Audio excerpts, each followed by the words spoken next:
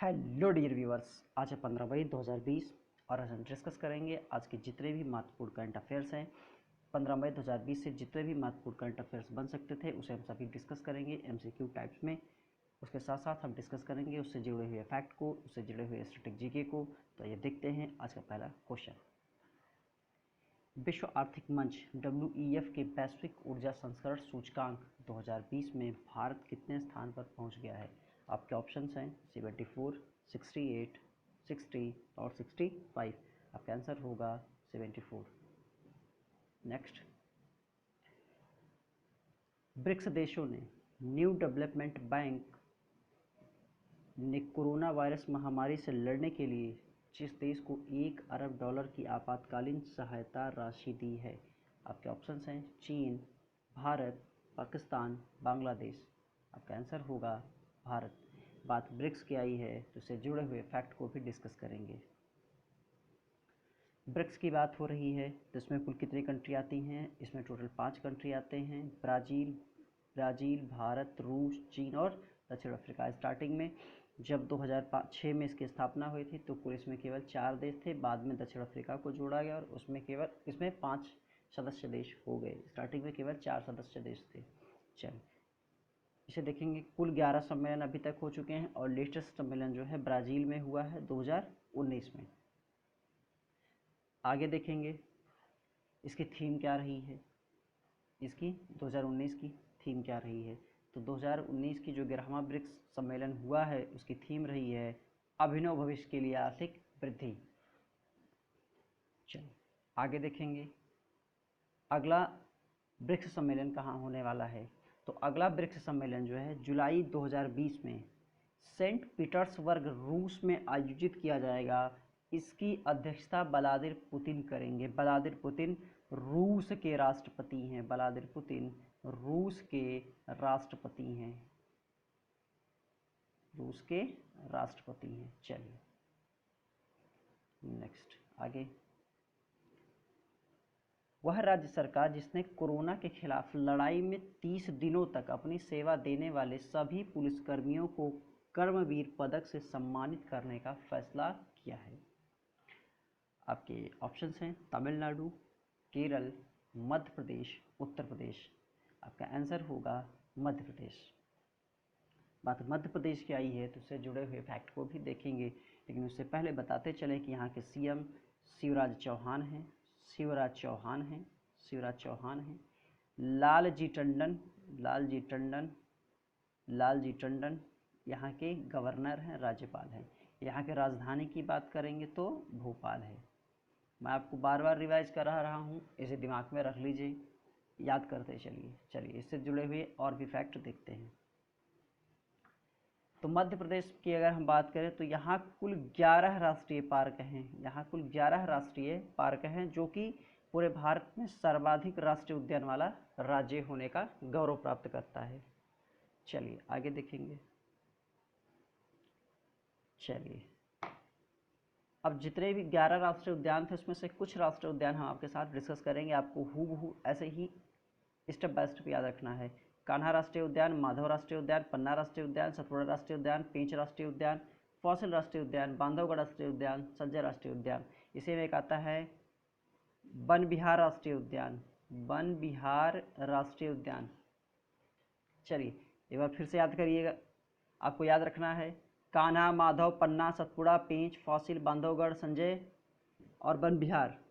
तो ये राष्ट्रीय पार्क हैं मध्य प्रदेश के, जिसे आपको याद रखना है। आगे देखेंगे यहाँ की कुछ नदियों को भी देख लेते हैं, इनके उद्गम स्थल को भी देख लेते हैं। नर्मदा अमरकंटक की पहाड़ी से निकलती है। चलिए इसी तरह से सोन है, वो भी अमरकंटक की पहाड़ी से निकल रही है। केन आपकी विंध्याचल पर्वत से निकल रही है। टोंस आपकी कैमूर पहाड़ी से निकल रही है। चलिए तो अब देखिए केन विंध्याचल से निकल गई, छिपरा आपकी काकरी वरडी से निकल रही है, बेतवा आपकी कुमरा गांव से निकल रही है। ये सारी 14 की 14 नदियां हैं, जिसमें कुछ नदियों को हमने आपके साथ डिस्कस किया है। बाकी की नदियों को आप लोग अच्छे से कंठस्थ कर लीजिए। इस वीडियो का PDF टेलीग्राम चैनल पे आपको मिल जाएगा, जिसकी लिंक आपको डिस्क्रिप्शन बॉक्स में दी हुई है। Study for 1 day exam. चलिए आगे देखेंगे। जिस सोशल मीडिया कंपनी ने अस्थायी तौर पर अपने कर्मचारियों को वर्क फ्रॉम होम घर से काम करने की इजाज़त दे दी है, आपके ऑप्शंस हैं फेसबुक, व्हाट्सएप, ट्विटर, टेलीग्राम। आपका आंसर होगा ट्विटर। चलिए नेक्स्ट। जिस राज्य के मुख्यमंत्री ने कहा है कि किसानों को लाभान्वित करने के एकमात्र उद्देश्य के साथ राज्य में विनियामक कृषि की खेती करने का निर्णय लिया गया है, आपके ऑप्शंस हैं आंध्र प्रदेश, अरुणाचल प्रदेश, हिमाचल प्रदेश, तेलंगाना। आपका आंसर होगा तेलंगाना। नेक्स्ट। वह राज्य सरकार जिसने प्रशिक्षित युवाओं के लिए रोजगार, स्वरोजगार के अवसर पैदा करने और कौशल विकास के अवसरों की पेशकश करने के लिए होप पोर्टल लॉन्च किया है, आपके ऑप्शंस हैं उत्तराखंड, राजस्थान, बिहार, छत्तीसगढ़। आपका आंसर होगा उत्तराखंड। चलिए आगे देखें। उत्तराखंड की बात आई है तो इससे जुड़े हुए फैक्ट को भी डिस्कस करेंगे। चलिए देखते हैं इसका फैक्ट। तो यहाँ के भी कुछ राष्ट्रीय उद्यान हैं जिसे आप देखेंगे। जिम कॉर्बेट राष्ट्रीय उद्यान मोस्ट इम्पॉर्टेंट है क्योंकि ये भारत का पहला पार्क है जो 1936 में बना था। जब ये 1936 में बना था तब इसका नाम रामगंगा पार्क था। क्या था? रामगंगा पार्क था। लेकिन 1957 में क्या किया गया, जो ये जिम कॉर्बेट है जिनके नाम पे ये पार्क है, ये प्रकृति प्रेमी थे, इस वजह से जिम कॉर्बेट के नाम पे ही इस गार्डन का नाम जिम कॉर्बेट राष्ट्रीय उद्यान रख दिया गया। चलिए नेक्स्ट पार्क क्या है। गोविंद राष्ट्रीय उद्यान, नंदा देवी राष्ट्रीय उद्यान, फूलों की घाटी राष्ट्रीय उद्यान, राजाजी राष्ट्रीय उद्यान। राजाजी राष्ट्रीय उद्यान किसके नाम पे है? तो हमारे देश के पहले राष्ट्रपति डॉक्टर राजेंद्र प्रसाद के नाम पे ही इस गार्डन का नाम राजाजी राष्ट्रीय उद्यान रखा गया है। चलिए नेक्स्ट। चलिए इससे रिलेटेड कुछ तथ्य को भी देख लेते हैं। तो उत्तरकाशी में स्थित गंगोत्री राष्ट्रीय उद्यान उत्तराखंड का सबसे बड़ा राष्ट्रीय उद्यान है। तो सबसे बड़ा उत्तराखंड का क्या हो जाएगा? गंगोत्री राष्ट्रीय उद्यान सबसे बड़ा राष्ट्रीय उद्यान हो जाएगा। और फूलों की घाटी राष्ट्रीय उद्यान जो है वो सबसे छोटा हो जाएगा। और राजाजी राष्ट्रीय उद्यान जो है वो सबसे अधिक 3 जिले में फैला हुआ राष्ट्रीय उद्यान हो जाएगा। और आपको ये पता है कि जिम राष्ट्रीय उद्यान भारत का पहला राष्ट्रीय उद्यान है। चलिए नंदा देवी और फूलों की घाटी राष्ट्रीय उद्यान की बात हो रही है तो यूनेस्को ने इसे विश्व धरोहर की सूची में शामिल किया है। कब? 1988 में। तो आपको याद रखना कि उत्तराखंड के 2 राष्ट्रीय पार्क हैं, नंदा देवी और फूलों की घाटी, जिसे यूनेस्को ने कहाँ रखा है? विश्व विरासत की सूची में रखा है। चलिए आगे देखें।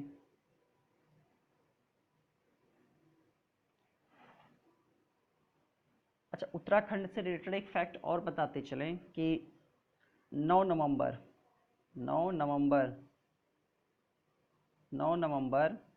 2000 को ये भारत का जो है 27वां राज्य बना है। भारत का 27वां राज्य बना है। किससे? यूपी से अलग होकर के, उत्तर प्रदेश से अलग होकर 9 नवंबर 2000 को उत्तराखंड उत्तर प्रदेश से अलग होकर के भारत का 27वां राज्य बना है।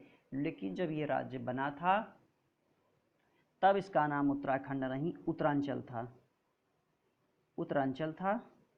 2006 तक इसका नाम उत्तरांचल था। 2007 में लोगों की भावनाओं को ध्यान में रखा गया और उसका नाम उत्तराखंड रख दिया गया। चलिए एक फैक्ट और भी देख लें कि उत्तराखंड के सीएम कौन है इस समय? उत्तराखंड के सीएम त्रिवेंद्र सिंह रावत हैं। यहाँ की जो राज्यपाल हैं वो है बेनी रानी मौर्य हैं।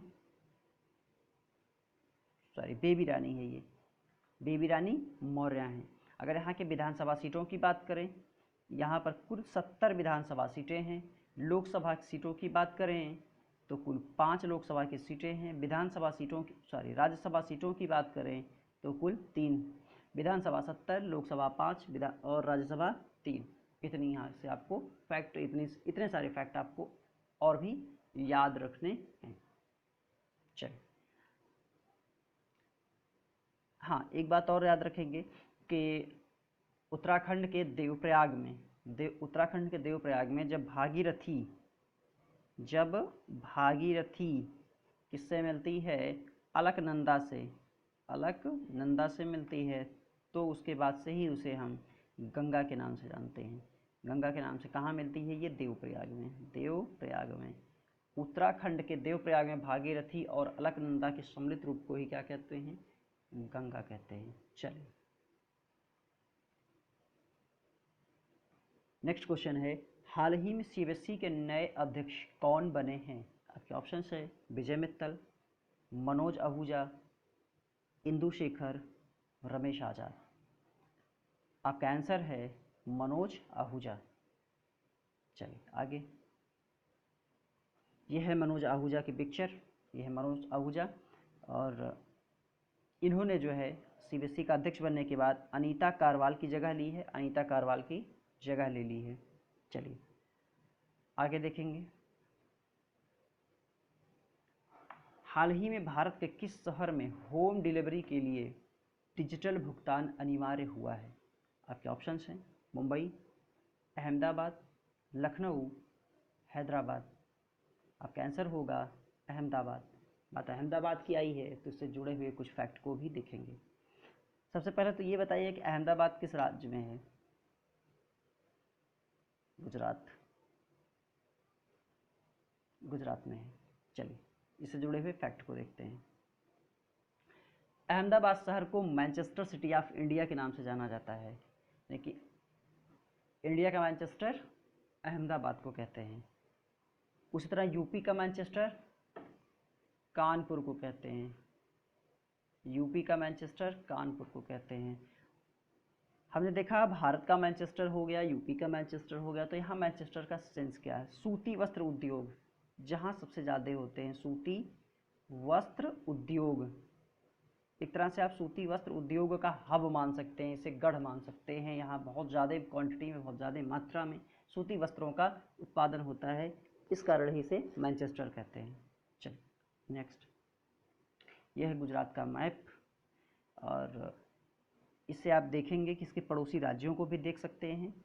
ये पड़ोस में इसके क्या क्या है, अगर देश देखेंगे तो मात्र एक देश पाकिस्तान है।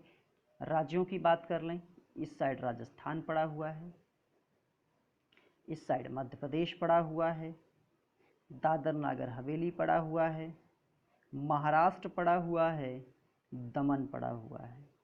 तो ये सारे आपको याद रखने हैं। कंट्री अगर की बात करें पड़ोसी तो केवल एक है पाकिस्तान, और राज्यों को भी देखेंगे यहाँ से राजस्थान, मध्य प्रदेश, महाराष्ट्र, दादरा नगर हवेली, दमन और द्वीप, ये सारे क्या हैं इसके पड़ोस में है। चलिए नेक्स्ट, यहाँ के राज्यपाल की बात कर रहे थे, ओम प्रकाश कोहली हैं।